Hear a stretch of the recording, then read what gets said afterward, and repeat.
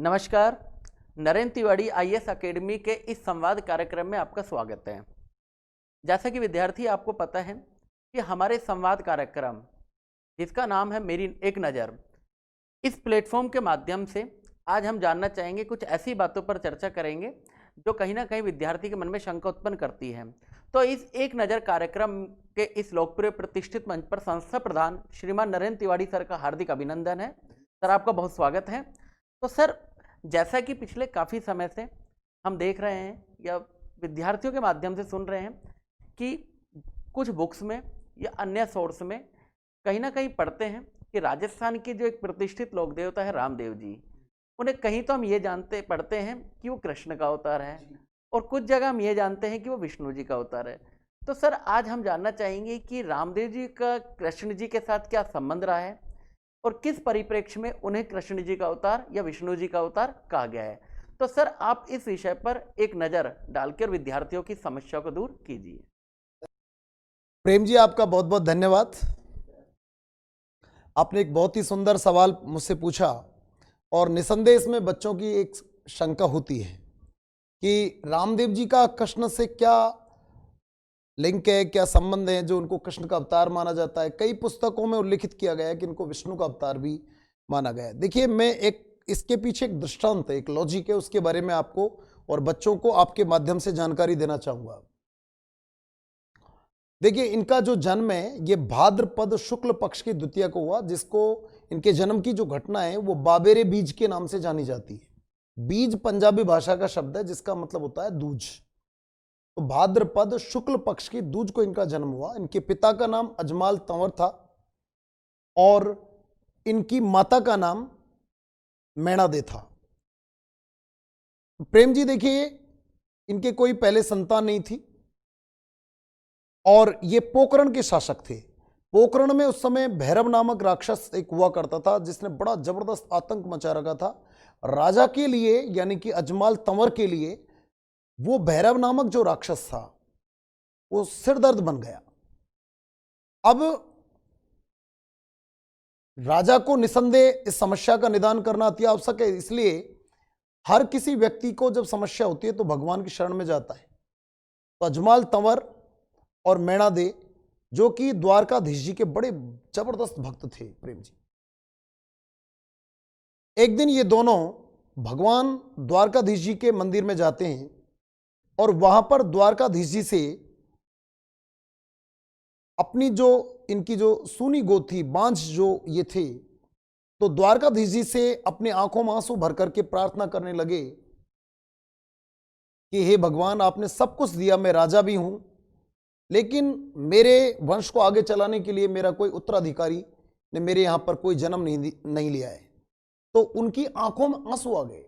द्वारकाधीश जी स्वयं अपने इस भक्त की आंखों से आंसू पोंछने के लिए अपने पीतांबर को हाथ में लेते हैं और प्रतिमा में से निकल के उनके आंसू पोंछते हैं और स्वयं द्वारकाधीश जी अजमाल तंवर से बोलते हैं कि बोलिए, आपको क्या कष्ट है। तो अजमाल तंवर ने कहा कि भगवान, आप मेरे मनोव्यथा को जानते हैं कि मैं क्या चाहता हूं। तो उन्होंने कहा कि जो आप चाहते हो वो निसंदेह आपको प्राप्त होगा। तो अजमाल तंवर ने भगवान श्री कृष्ण को रोका, द्वारकाधीश जी को रोका कि नहीं भगवान, मुझे पुत्र प्राप्ति होगी निसंदेह, अगर आपका आशीर्वाद है, लेकिन मैं चाहता हूं कि मुझे आप जैसा कोई पुत्र मिले। तो भगवान श्री कृष्ण ने, द्वारकाधीश जी ने कहा, ठीक है, मैं नहीं तो मेरा भाई बलराम जो आपके यहां पर अवतार लेंगे और उनका नाम वीरमदेव होगा। लेकिन अजमाल तंवर ने उनसे कहा, भगवान, एक पुत्र का क्या छोटा और क्या बड़ा, बेहतर यह है कि आप स्वयं भी मेरे यहां पर अवतार लें।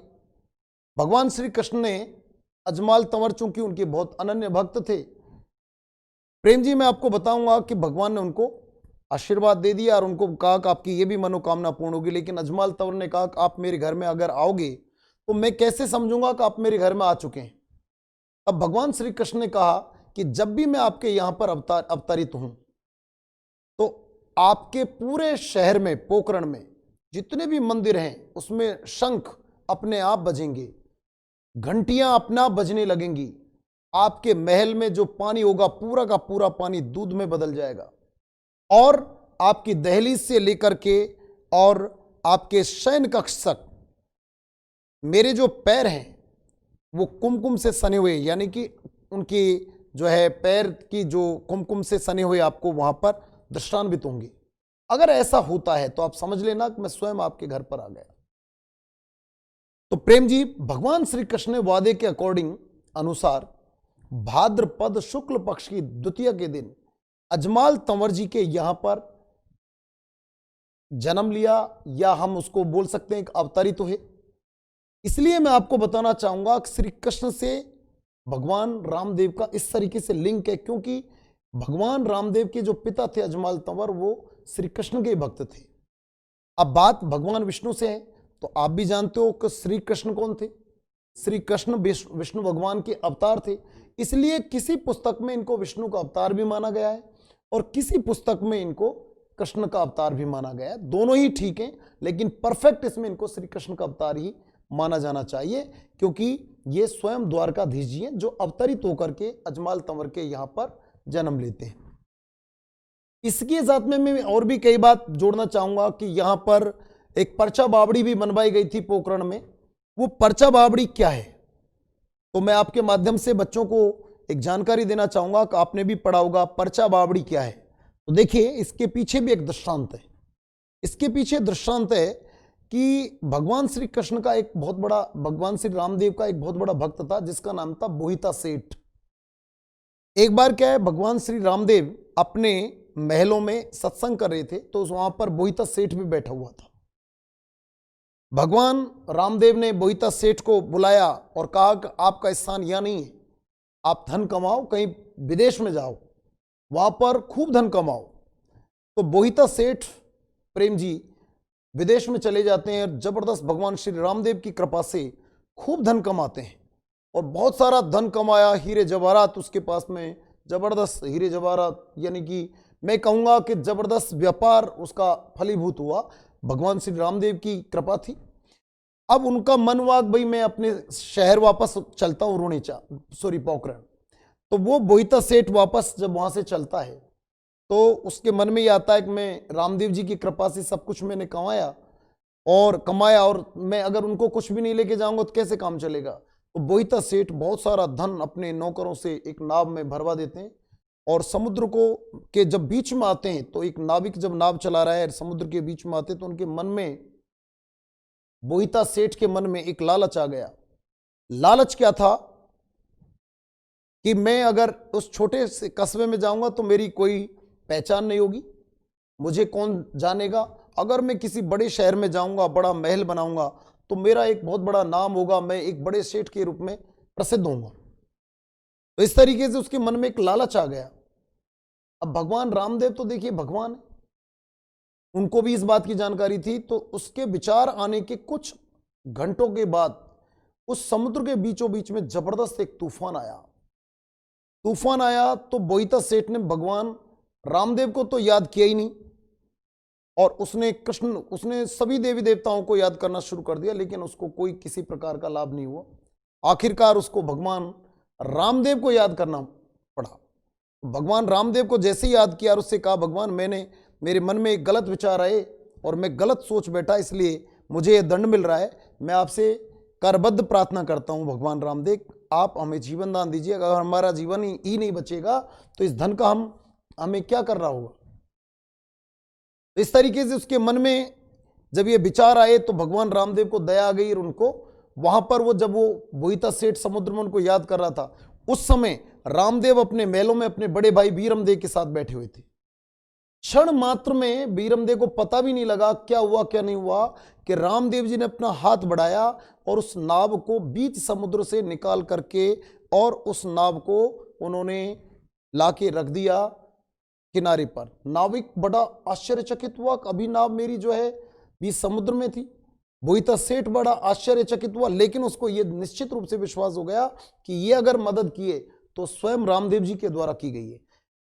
अब वो आगे, लेकिन जब वो अपने भाई के साथ बैठे हुए तो उनका पूरा जो हाथ था वो गीला हो गया था।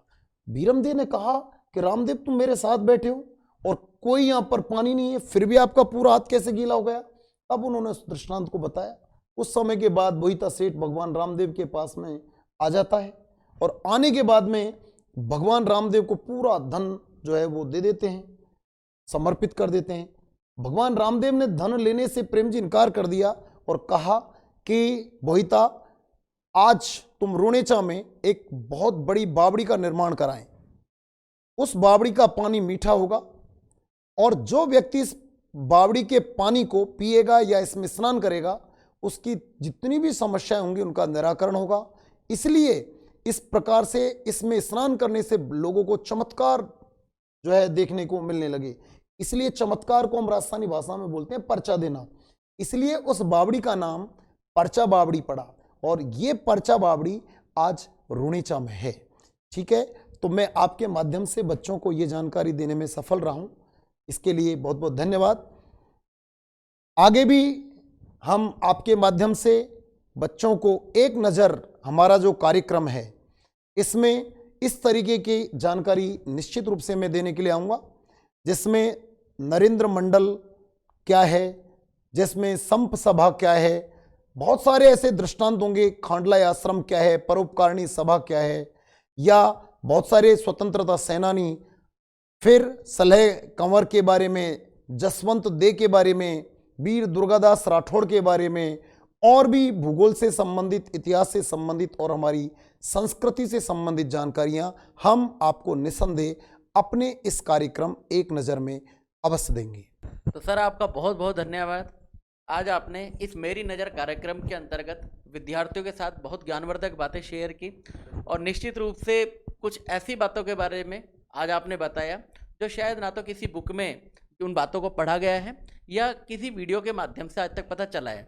तो आगे भी सर हम आप उम्मीद करेंगे कि विद्यार्थियों के जो भी कमेंट्स आएंगे और आप उन्हें इतनी ही अच्छे तरीके से विद्यार्थियों के साथ शेयर करेंगे और नई नई बातों को जानने के लिए आप लोगों से भी मैं यहाँ रिक्वेस्ट करूँगा कि आप लोग हमारे इस चैनल को सब्सक्राइब कीजिए, जिससे आपको टाइम टू टाइम पे सर अपना कीमती समय देकर आपके साथ ऐसी ही रोचक बातों को शेयर करें। धन्यवाद। धन्यवाद।